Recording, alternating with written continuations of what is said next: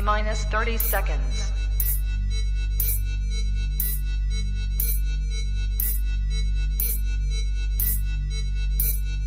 T-minus 20 seconds.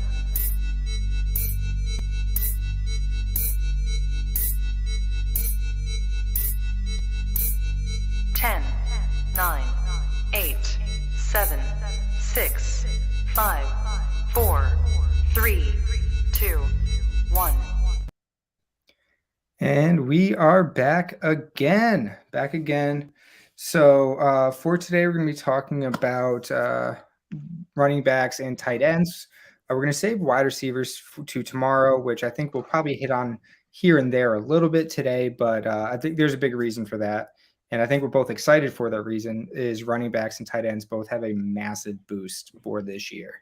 So, Brian, how was the zoo today? Anything go down here? No, it was great. It's a beautiful Utah summer. We're getting into the high 90s, so I love it. I love the hot weather. So even went golfing after work. So wow, look at you. How'd you shoot? Let's talk about Scott Fishbowl. Scott Fishbowl? I hear you. So let's just say I was scoring like I'm a tight end in Scott Fishbowl. It was a lot. It was a lot of points. A lot of points. Yeah. That's always good. So running backs. They got the juice. So a lot of the things are normal, 6-point touchdowns, 1 point yard. You do get a first down bonus, which is huge. Running backs tend to stack them up. But what's going to be really big for the running backs is that 0.25 point per carry. So that's where you start to look down, right? Looking at these high-end scores again. Jacobs, I think everyone at this point has seen Josh Jacobs as the number one running back from last year, just absolutely crushed.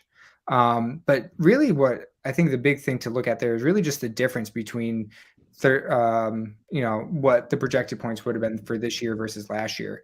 And it's just all of these running backs, 160, 140, 140, 140, 125, 130. I mean, these guys are just getting massive boosts. The running backs are back. They are hardcore back. And you just look at these points per game, right? 30, 29. These guys are some high-end scorers. And if you even look back to our show yesterday, these top 4 running backs, they're scoring like the top end wide receivers. Top end quarterbacks like 7, 8, 9. Like they're up there. So they offer some pretty significant importance and value in your drafts there. But to really break it down, I want you to kind of really get into when you look at the scoring here. I love this curve. Talk to us a little bit about those running backs and then even compared to the tight ends and what does that mean for our teams? So what I did here is I looked at like the weekly scores from all running backs last year. So like what they scored every week. So I'm not looking at seasonal points. I'm looking at what they scored every week. And you can see this is top 1,000 weekly scores for running back. And below is weekly scores for the top 500 tight ends. And the running back, you said, it looks like a generated graph. It perfectly like just curves. And you see like there's a lot of guys scoring between, it starts at 5. There's a lot of guys scoring between like 5 and like 20 points. There's a lot of that, but it goes down almost like in a linear fashion. So I think it underscores like we know who's going to get volume, we know who's going to be good. And so running back, I think, is going to be fairly predictive as it usually is. Like we know who the starting running back is.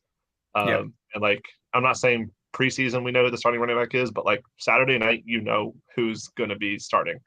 And we're going to know those people's roles week in and week out. And I think that's reflective in the running back scoring with the boost it gives to with that point or 20.25 points per carry. It definitely boosts up the floor of some of those guys you don't see used as much in the receiving game. And then also, weirdly enough, like the receiving game also gives those guys a nice floor too with the bonuses there for first downs and stuff. So I think it brings up a lot of people. You see like the top of that, like 1,000 people scored more than 5 points, which is kind of weird to think. But that's a lot of people giving you at least something. Yeah. And then you compare that. I wanted to put it next to the tight end one because it's funny. That tight end is just a plateau.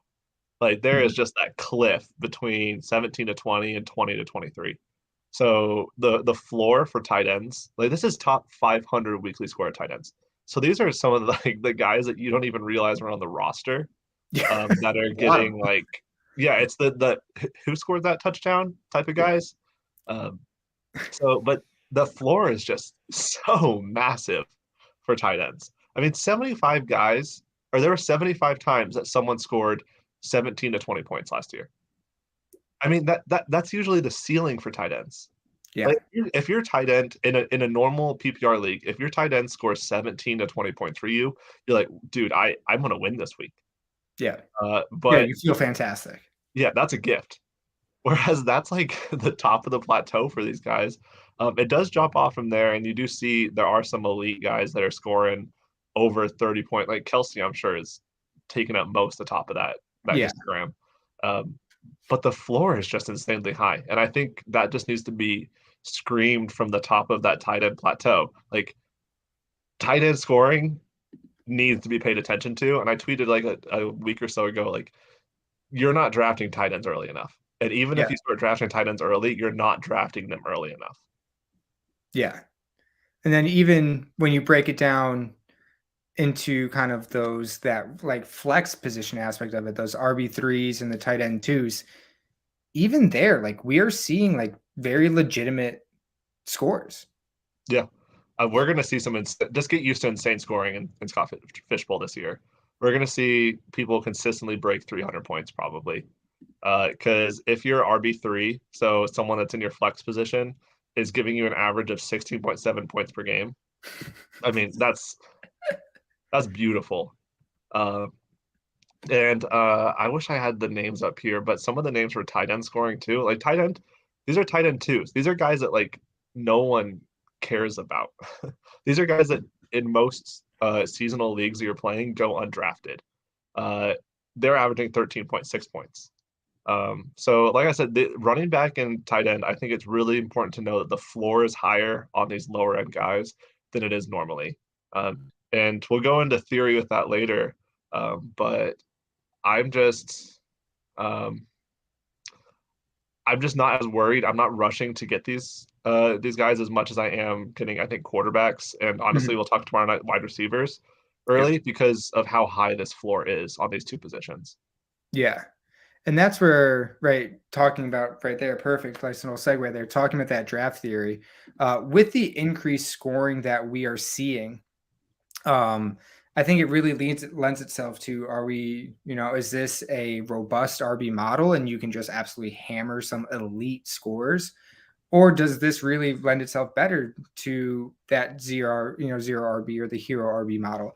And, I think both of them are possible. I mean, for the robust RB build, I think, especially if you're maybe a little bit later on in that first round, with the way that the quarterbacks are coming off the board, and at least in all the mocks, and usually quarterbacks even do higher and more numbers than in the real drafts, you could very realistically land 2 top 5 running backs in the first 3 rounds. And, we just looked at the scoring above, and you can find the scoring everywhere.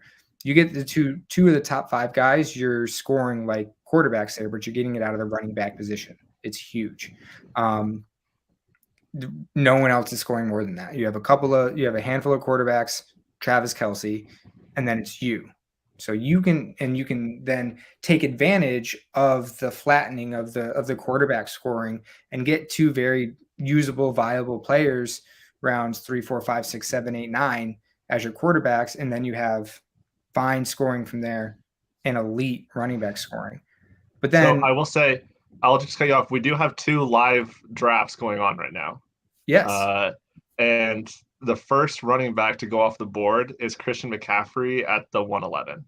okay, So, like you said, that just reinforces like you can get to that's end of the first round. So yeah, running backs, like if that is a strategy you want to go, you can easily get some elite running backs in the first rounds and just hammer out 2 to 3 running backs that you love and just forget about it.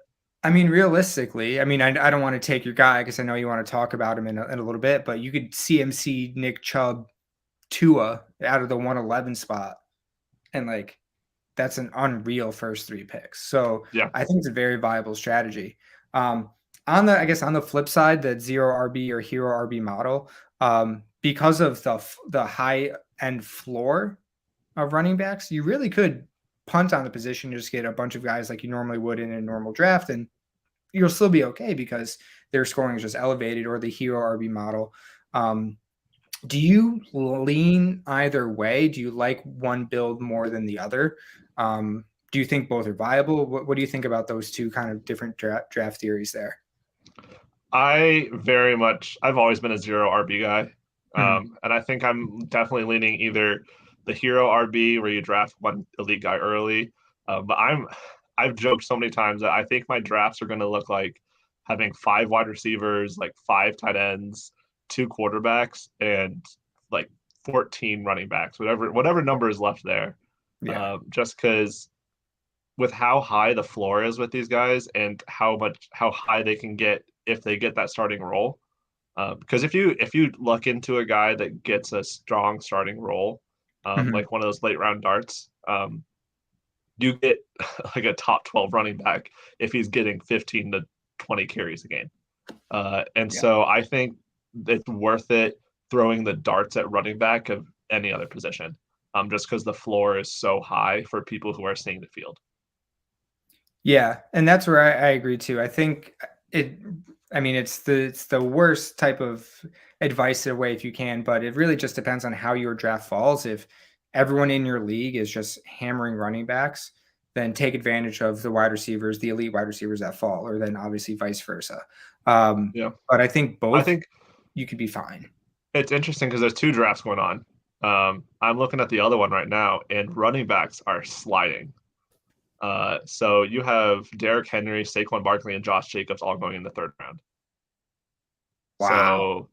So that's what I love about the scoring. The more I've worked with it and worked with all the points, Scott Fish did such an excellent job of any strategy is viable. You just gotta get the good, like, gotta select your guys and go for them. Because I think robust RB has its merits with how you showed how many points CMC scored and Josh Jacobs scored last year.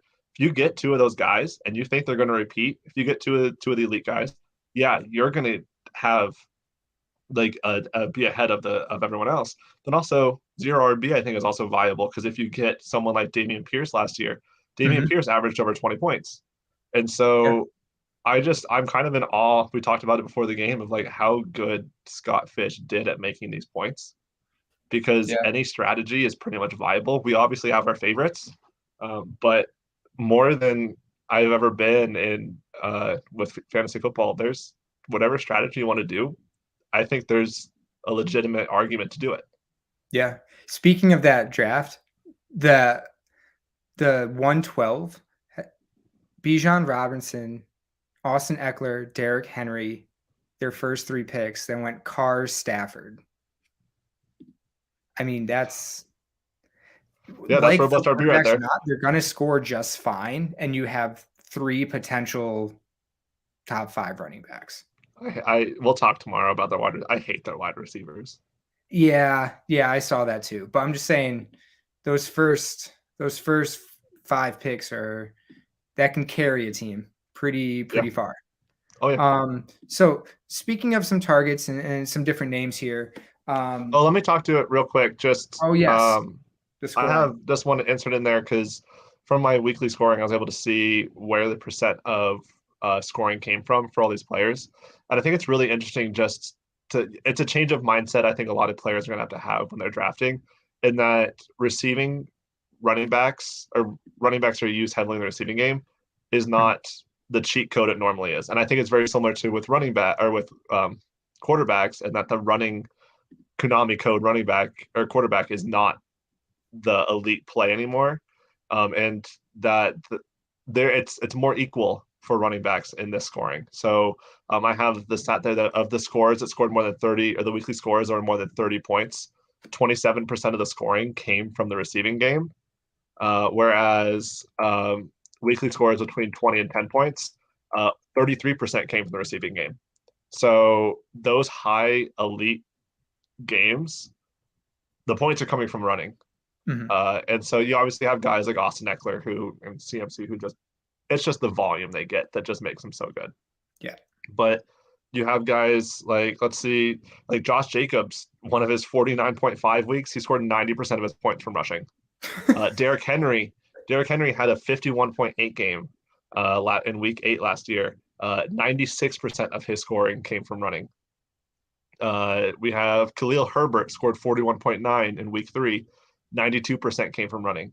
So and I love Dante Foreman, week 8, also 44.3. 95% came from running. Yep. So obviously there is a boost with guys who are in the receiving game, but it's not I don't think that's the tiebreaker now when you're looking at guys like who's using the receiving game. It makes it even more difficult to select the guys you're going for. Yeah, and kind of like you talked about yesterday with the quarterbacks, it basically is rewarding the position for what the main role of that position is. Quarterbacks have the biggest boost from just the pass only type guys, and running backs the biggest boost to the rush only guys, and the ones that run or catch passes, quarterback, running back, they get the boost, but it's not nearly as much. So talking about some running backs that we do like, or just some different names in general, I did want to hit quickly on Josh Jacobs. He did obviously absolutely crush last season, but he did have almost 400 total touches and 340 of those being rush attempts. Those numbers just are concerning, just on the fact of like when you look over the past several years, guys that get that much work, usually the next year doesn't go very good. Unless you are a complete alien like Derrick Henry, like you don't typically stack years like that. Now, the good thing for Josh Jacobs is there's literally no one behind him. Their depth chart is no one. So the only way that he's not going to get that insane level of workload again is if he gets hurt, which obviously no one wants. Or maybe they, if you look down to letter D there, maybe they bring someone in, a Kareem Hunt or something like that. But unless they add someone or he misses games, he's going to do great again just because there's no one there to take the work from him. But the numbers do concern me, and especially with him being a higher drafted running back, I'd probably go in a few different directions over Josh Jacobs just because banking on another like 375 plus touch season is a little bit scary to me. Yeah, there's always been that. I feel like the noise has gotten quieter with that, but there's always like so many touches one season leads to an injury the next season. Yeah, it's for a long time it's been the 300 touch. So but I feel like that's gone away in the last few years, but I think it's still. It has because a lot more touches now have been receptions versus just 300 carries. But yeah. Were you about to say that? Yeah, perfect. But here, you had Nick Chubb. You specifically wanted to talk about him. So what did you have for Chubb?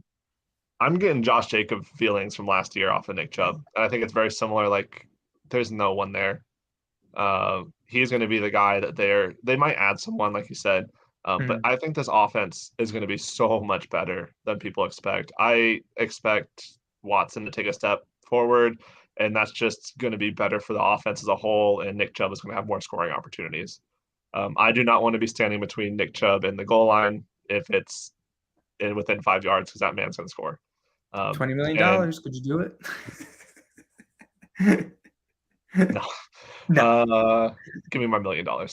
Yeah, but I'm getting good feelings about him, and I think he's I'm in the second half of the draft. I'm in at 10, so I think it at least crosses my mind at the end of the turn, like 2.3. If I see Nick Chubb sitting there, like I might think about it.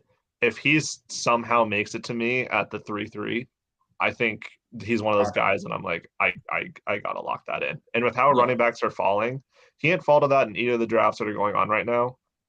But I think as people start doing research this weekend, I think drafts are going to look a lot different. Yeah. Yep. And those two as models might be interesting to see how they shift things around as well. So kind of like looking down a little bit further down the draft board, just some names that we picked out as some nice targets or people to keep an eye out for. The Brian Robinson, Antonio Gibson tandem. Neither are going super, super high, but it's really more about the Eric Bieniemy aspect than either one individually. Brian Robinson is the one that's going to get most of the first, second down type work, which we've talked about just earlier. That is huge for that type of running back in this scoring system. But I think Antonio Gibson is a very intriguing athlete in that offense as well, but also half the time the coaching staff hates him. So I don't really know what's going to go on there. But in theory, I really like the offensive coordinator there that is going to potentially make them pretty viable. So we have ADP data, and Love Gibson is gone in the 9th round, both drafts. Okay. Robinson went in the 10th and the 11th. Yeah, I think at that point, like you're getting guys that can like, I don't mind those at all. I'll have to look at those drafts to see who else is around them, but yeah, I don't mind that. Here's one. I'm just going to put this out there. It's on our show sheet. Javonte Williams went after Antonio Gibson. Ooh. Yeah, the injury concern. First year back, ACL. I know he's first year back. I don't think there's a running back that has that much upside that late. No. Like what was before his injury, he was like, people last year were saying he's going to be a first round draft pick in fantasy football. And like, yeah, you're probably not going to get, if he comes back to start the season, doesn't look likely, but if he comes back week 8 and you get him for the playoffs, at least something, like, I don't know. I'm also a Broncos fan, so, but you want to believe that just feels wrong. It feels wrong to take Antonio Gibson ahead of Javonte Williams. Yeah, I think when you look at the upside, it's not even close between the two. So, yeah, I don't hate that at all. Interesting. Yeah, I don't know. So the next 4 are the 4 guys that could really cause some issues, and none of them are on teams right now. So Dalvin Cook, Ezekiel Elliott, Leonard Fournette, Kareem Hunt. Obviously, Cook is kind of the leader of the pack there, if you will. But all 4 of those guys are still viable NFL running backs. Was it the tweet earlier today? I think it was from earlier today about Zeke going back to Dallas, which would just be hysterical for the Tony Pollard people. But Dalvin Cook could blow up Ramondre Stevenson, could blow up Breece Hall, could land in Miami and be a smash ADP pick. I guess the hard thing is like, unless any of these guys decide to sign in the next couple of days, you're going into your drafts blind with those 4. Where do you feel about taking someone like Dalvin Cook or Zeke? Are you trying to target those type of guys? Or are you staying away because we don't even know where they are yet? I'm targeting Zeke like crazy. He has not gone in either of these drafts. Both drafts are in the 11th round. Cook just went in the 9th round, I saw. Yeah, he went in the 9th round in both of them. Okay. He went 9.2 in one, and 9.6. it looks like 9.6 in the other. Yeah.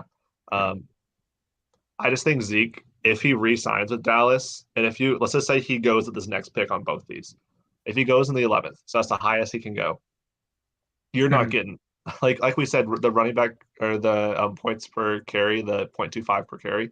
Yep. I mean, he gives you a nice floor. Dude's not the explosive guy he used to be, but I feel like he's gonna get his slice, and with this scoring, and also if Pollard gets injured, I feel like he would be a huge upside play.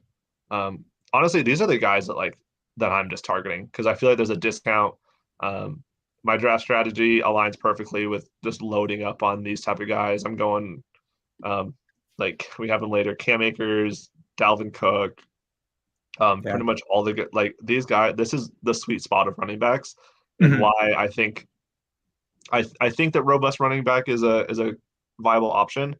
But I just look at these guys that are falling, Yeah. and I don't think it's too crazy for me to think like from round 7 to maybe round 14, I select a running back every time. That'd be fun. Yeah, That'd be quite the run there. But like you said, like with the floor that these guys give you, you can just you'd have very, very good options every single week. yeah. And I like that. I just Skip, don't know about Leonard Fournette. I don't know what he's gonna do. yeah. Um, and he was boosted last year with Tom Brady just passing it to him Oh, he every had time. he had an insane amount of receptions. Dude, his prop numbers for receptions were just insane. Like he was getting like 10, like it was like 10.5, and I was like, he's a running back. Like you don't even What see is happening? Jamar Their, Chase with this. their offensive line was so bad. Yeah. It was rough. Looking at skipping over the next couple people, I think, Oh, you can't skip Cam James. Akers. You Hmm? can't skip Cam Akers. Uh, Cam Akers, second half of the season. I mean, he's first off, okay, you're gonna talk about Tyler Higbee in a little bit, but this whole Rams offense, I am. what why is it so devalued? And, like it's like people forgot. Like I know there's problems with this roster. I know Yes. Matthew Stafford has injury concerns, but this isn't like it's not like this team is like completely tanking or anything. They still have all-star talent. Hmm. Cam Akers is not a top running back, but he's still a starting caliber running back in the NFL. Matthew Stafford is a above average quarterback. Cooper Kupp is one of the best wide receivers the NFL has ever seen. Uh, like he won the triple crown. Like I mean, yeah, no, he's put up numbers. you can't just like the stats don't disagree. Um, I don't know why this offense is being so devalued and being a part of. Honestly, they're probably gonna have to score a lot. Uh, Which is good. so We want that. yeah, and Cam Akers, the points he put up at the end of last season was just insane, especially Mhm. in the scoring. The guy, I just, I don't get why he's going. So I know there's a lot of fear around him, but Mhm. I mean, the guy scored um, in week 13, he scored 25.4, and 14, 16.3, week 15, 22, week 16, 47.4, week Oh, 17, 23.1, week 18, 25 points. Once he finally got the starting role, yeah. he ran away with it. The entire Rams offense feels like a team that over the next few months for redraft especially is going to steam up hardcore. Yeah, So I feel like any guy you're getting Stafford, Cup, even Cup high, he's not going wide receiver 1 high. yeah, Maybe top 3, but like maybe outside of Cup, like you're getting guys below their value. So yeah. um just to wrap up running backs here real quick. The Chicago Bears is a very intriguing place because obviously you have Justin Fields who runs a lot, but by all like logic and everything, he's going to run a little bit less this year. Just not going to do what he just did last year. So a little bit more passing, but someone has to be the lead back. So all of them have relatively late ADP. Khalil Herbert, Donta Foreman, Roshan Johnson. Now, this is a classic obscure backfield, pretty relatively similar ADP. This feels like someone like our guy JJ Zacharyson. He talks a lot about rooms like this and like how to target them. So, like, what do you think? What do you kind of like learn from JJ? Like, where are we going with the Bears running backs here? What do you think? I I've learned, and from him, he's helped me learn that ADP is usually correct in these. I think that for so long it was I'll take the guy later. You know Mhm. why I have Khalil Herbert in the 11th round when I can get Roshan Johnson in the 17th. I think he's done a good job at least last year showing that that's not Mhm. true. ADP usually knows, and so I'm going Khalil Herbert, especially with the points per carry. Yep. Um, I think he's also been shown to be explosive. He doesn't have the receiving profile that everyone wants, but also like with his scoring, you don't need a perfect running back. You need someone who's going to see the field. And Yeah. I think Khalil Herbert he showed enough last year, especially when Montgomery was injured. Yeah. Dude, Herbert just looked legit. So I Yeah. think And yeah. I was gonna say, and like Roshan's like very good running back in his own right, obviously just kind of stifled behind Bijan. But I think a lot of people also forget like Donta Foreman had a very good year last year, like on the ground, and like he's also someone that is like a good NFL level caliber guy. So it's probably going to be a semi flat room work wise, but Roshan, I don't think it's like an automatic. He just takes over from those two guys, even if he's maybe more talented. You have that rookie bump that you have to get over, and he has two guys that have been around and have done it for a little bit. So I think I would probably draft them in that exact order as well. If I miss out on both Herbert and Foreman, I still like taking Roshan because I think it's going to be a good piece to have, but I think I would prioritize them in the exact ADP orders that they're in as well. Yeah, I think there might be other guys I'd rather have, but there is league winning potential in that backfield. So yeah. So that moves us up now to our tight ends. So the big thing with tight ends is just everything is a wide receiver but doubled. So the 2 PPR, the full point bonus, it's huge. And I kind of have the joke on there, right? Tight end's the new wide receiver too. And obviously, yeah, they're not exactly that high, but they're a lot closer to that back end wide receiver 2 or top end wide receiver 3 than you would normally expect out of that tight end role. So some of these point values here, right? You can just see Kelsey is such an insane outlier versus the rest of the pack. There is a reason why in one of the current Scott Fishbowl drafts going on, he went 101. And he went 102 in the other one. Yeah. So that's very, very real of like just the amount of positional success that you have over someone else. But they're all like, you look at these point per game numbers 20, 19, 17, 16 and a half, 16 and a half, 15. Like these are very legitimate scores that you're getting out of your tight ends. And when we talk about wide receivers tomorrow, it's a lot closer than you might and really think about between these two positions. I think Brian talked earlier about the tight end scoring in the charts and everything. It's a very real position this year. I know, Brian. I feel like you're extremely excited about tight ends this year. Yeah, I think in one of the mocks, I jokingly drafted like 5 tight ends and then realized I can't play all of them because I'm playing on sleeper and I need to start a kicker. But it's insane how high the floor is. So, like, do you think Jordan Akins averaged 12.8 fantasy points a game last season? Just that's Jordan Akins. Yeah, just because. Yeah. I mean, even Hunter Henry, who the Patriots offense, he averaged 11.7. So even if you're getting these really bad guys, like they're not going to be giving you game-winning weeks, but like their floor is going to be higher than I think wide receiver floors are, and I think that's going to be something that you're gonna know who didn't pay attention to the scoring in your draft by who's stacking wide receivers late in the draft and who's stacking tight ends late in the draft. Yes, 100%. Because the other thing is the upside is insane on tight ends. Mm-hmm.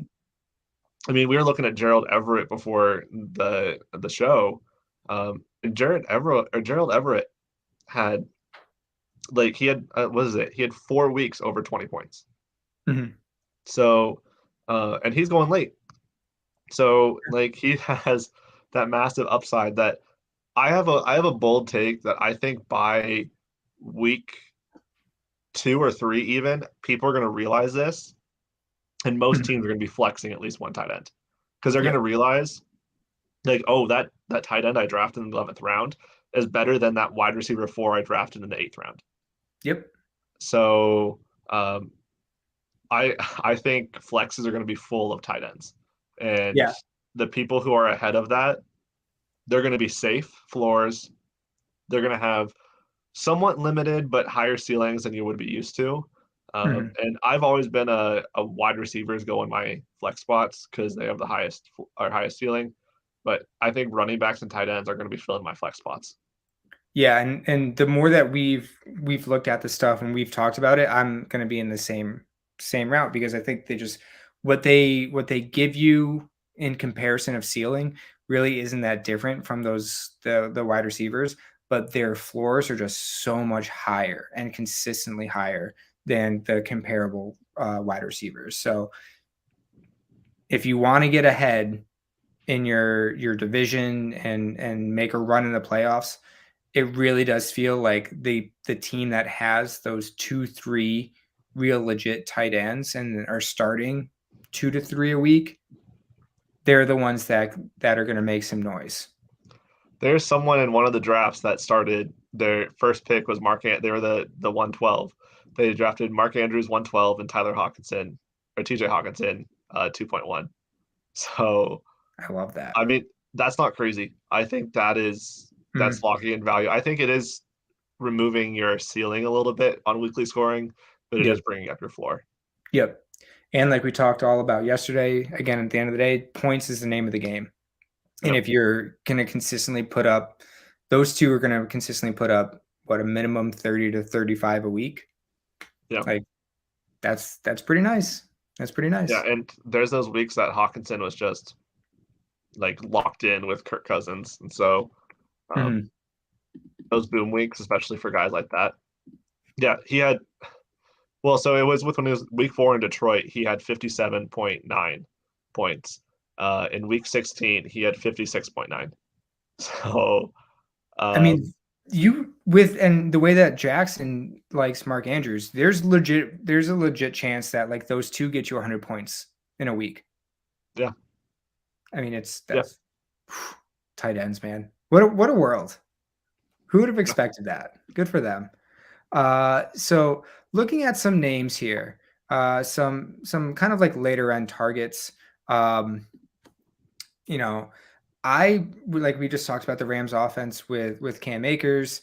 Yesterday we talked about Matt Stafford, and now we're talking about Tyler Higbee. I mean, there's a theme there. With no Cup last year, he led the Rams in targets. The previous year, he had 85. Cup, by the way, had 100. I know he was crazy, but like he had 191 targets last year. 2 years ago. 2 years ago. Yeah, when he won the Triple Crown. 191. And then in 9 games last year, he had 98. I know this is not a wide receiver thing or a Cooper Kupp thing, but like just the insanity. Those numbers are insane. Yeah, those numbers are Stafford, yeah. So just draft Kupp. He's going to be good. But the Rams didn't add anyone. So sorry, Puka Nacua people.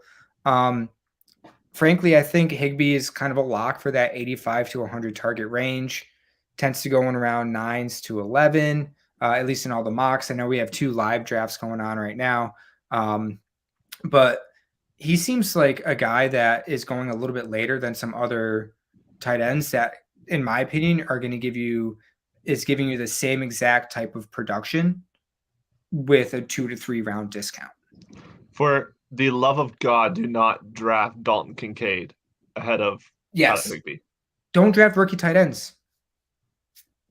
I live in Salt Lake City. I know Dalton Kincaid. I know the University of Utah. I drive past the University of Utah every week. I've seen their games. They're the only things on TV. The guy's great. Don't draft rookie tight ends. Yeah. How does this happen every year? I don't know. But if we're wrong, like I will be the first to say like we're wrong. But that's a hill that like if I'm wrong and I have Tyler Higbee putting up 18 points and Dalton Kincaid puts up 19 points, I'll be happy because I also got Brian Robinson. Yeah, exactly. Well, and that's exactly it. You're moving a couple rounds down for the same, in my expectation, same production. Next guy I want to talk about, Dalton Schultz. He look at the Houston wide receiver room. There's really no one. Damian Pierce, I guess he talks about wanting to become a better pass catcher, but that's not really his game. So there really isn't anyone really there. And we have a rookie quarterback, and we kind of know that rookie quarterbacks tend to rely on tight ends. There's not a lot of target competition, or at least like elite target competition in Houston. And the past 3 years, he's shown that he can be a very fantasy viable tight end. And again, he seems to be going around 7 in the mocks. Did you happen to see where he went in the 2 live ones so far? 9.7 and 8.6. Love that. Again, you can move a couple rounds down and get, in my opinion, I think a guy that's going to do very well. I don't expect him to have a high ceiling just because I don't know how good that offense is going to be, frankly. But he seems like someone that's going to be peppered with targets because that's what the Houston offense is going to be able to do. And our next guy here is someone that Brian and I told Brian about this. Yeah, you opened my eyes. I opened his eyes a little bit. I didn't even want to say it, but my absolute favorite tight end target, and I think it's now Brian's favorite tight end target, Logan Thomas in Washington. Just wildly forgotten about because he's been hurt, and I get it. But when he wasn't hurt, 2 years ago, he was tight end 3, if I'm not making that up. He's typically going around round 20 at best in mocks if you do the full mocks. So he's an absolute free ticket. Don't know if you didn't hear from before, but Eric Bieniemy is running that offense. If you don't know, he was from Kansas City when Travis Kelce was there. He's done pretty well for himself. And is Travis Kelce that guy that's going 1.1 and 1.2? Yeah, I think so. I think that was his name. Or him and his brother. I don't know. I was getting mixed up. But yes, Logan Thomas is not Travis Kelce. I get it. But he is a good athlete that in games even last year that he had over 60% snaps, 6 out of 11 times he was over 14 points. And half of those games were over 20 points. And outside of McLaurin, I get Jahan Dotson and maybe Gibson, but like he's right there as top 2, 3rd at worst target earner in that offense. Jacoby Brissett, if he wins the job, targeted David Njoku 5.5 times a game. Sam Howell there, my guess is going to be the same, maybe a little bit more. But like he's an absolute free ticket in round 20, round 18 maybe, that like in my opinion legitimately has a top 5 range of outcome. Yeah, I mean, you look at he was healthy the first 2 weeks of the season, really the first 4. And week 1 he got 14.5, week 2 got 15.7, week 3 disappointed and got 6.5, and week 4 got 15.9. Yep. And it took him a while to get healthy again, but week 16 he got 19.5, and week 17 23.6. So he's going to be the guy that I said people are going to start putting tight ends in their flex.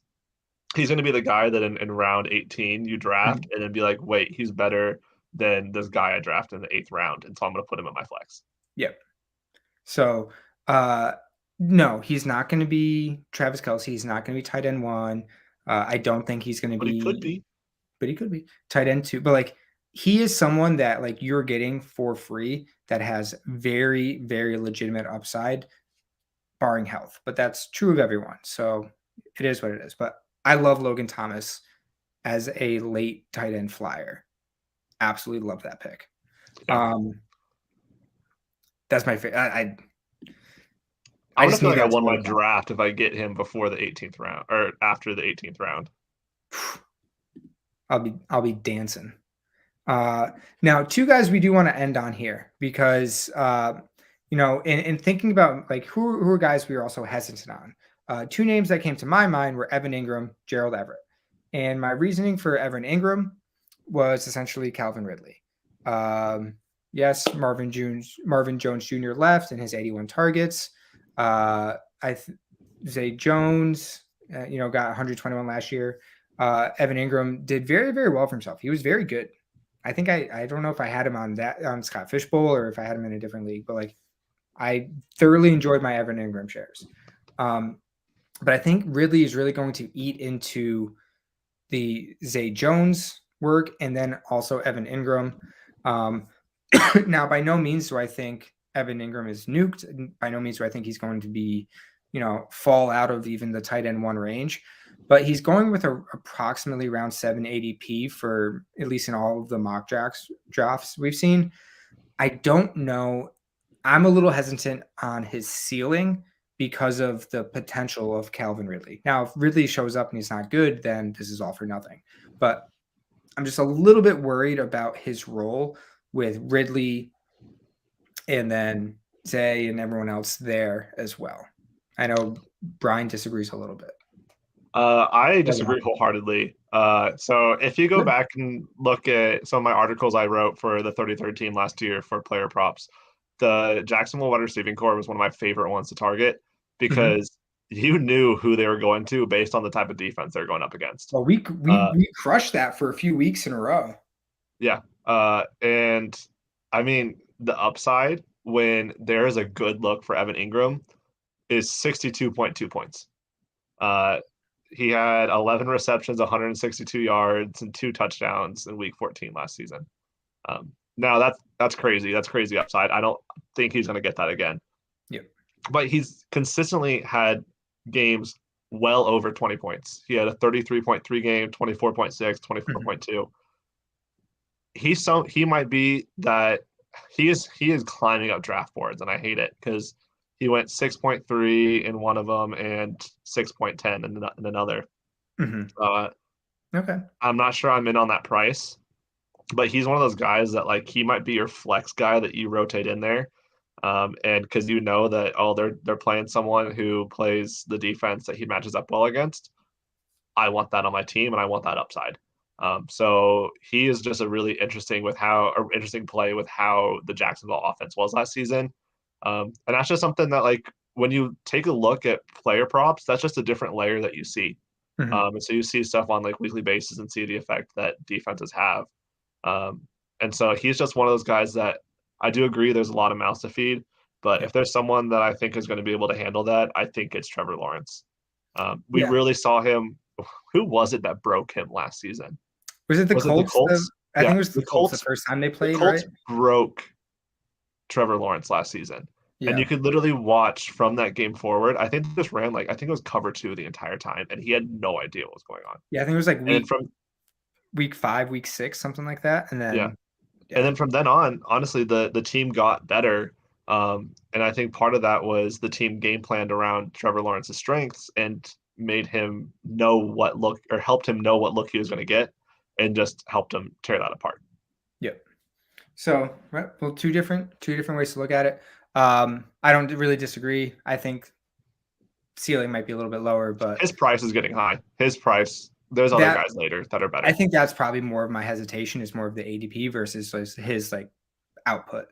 And the second guy that I thought about based on where his ADP has been, and actually, have you seen it? What it is in the 2 live drafts right now? I don't think he's drafted. Ooh. Not in one, and no, he has not been drafted yet, and they're both at the beginning of the 11th round.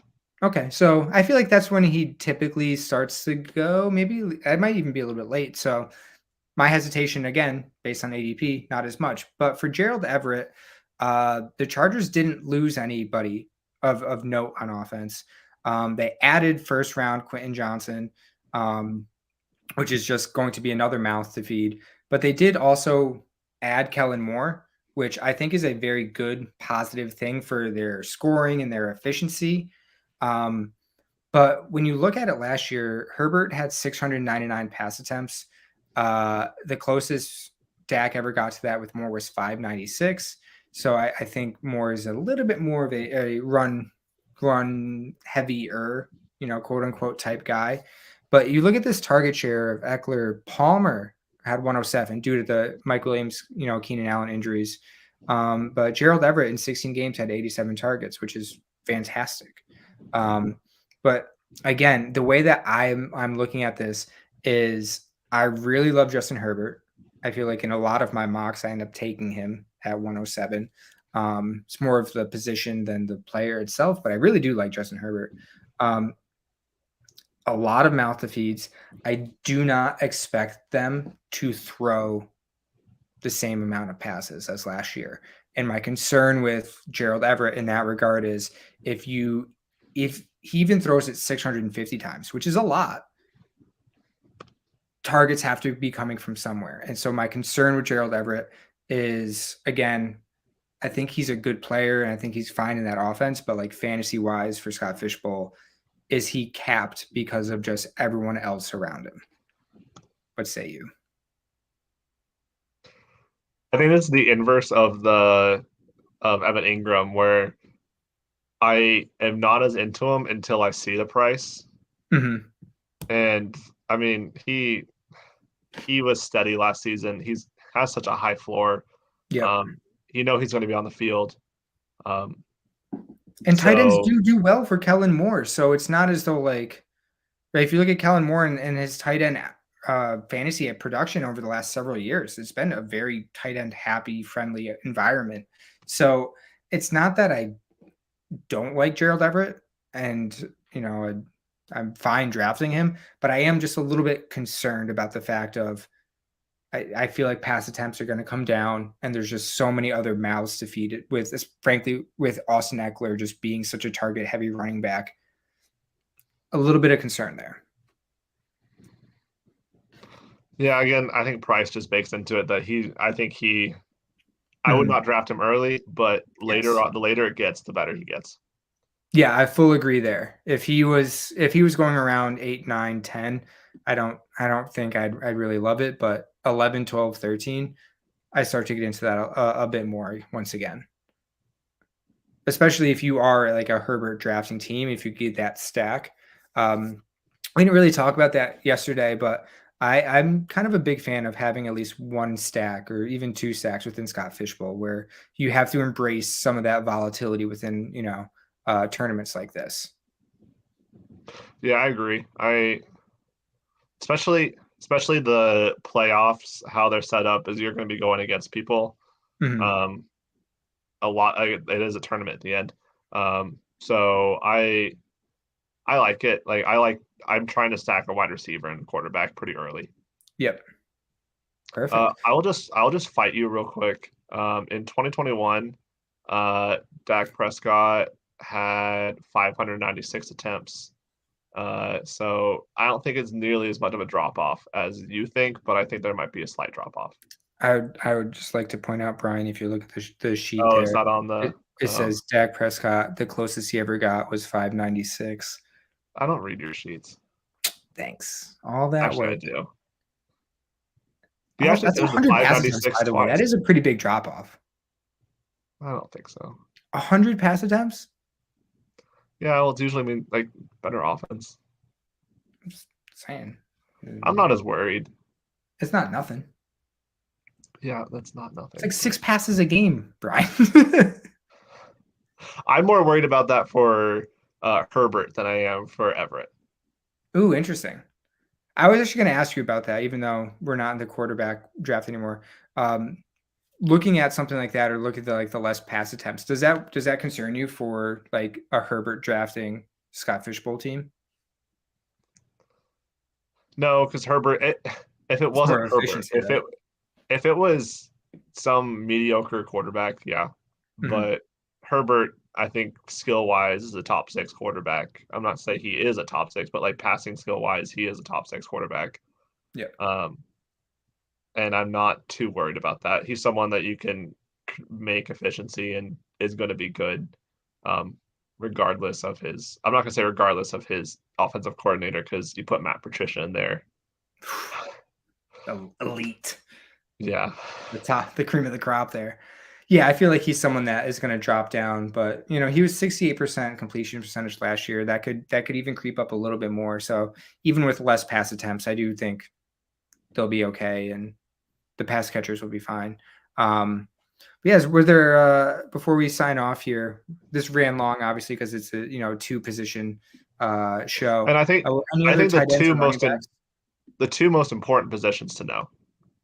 I fully agree. Fully agree. Because if you don't know tight ends, you're gonna get like you need to prioritize tight ends, and I think you need to leave the draft with at least 3 before round 12.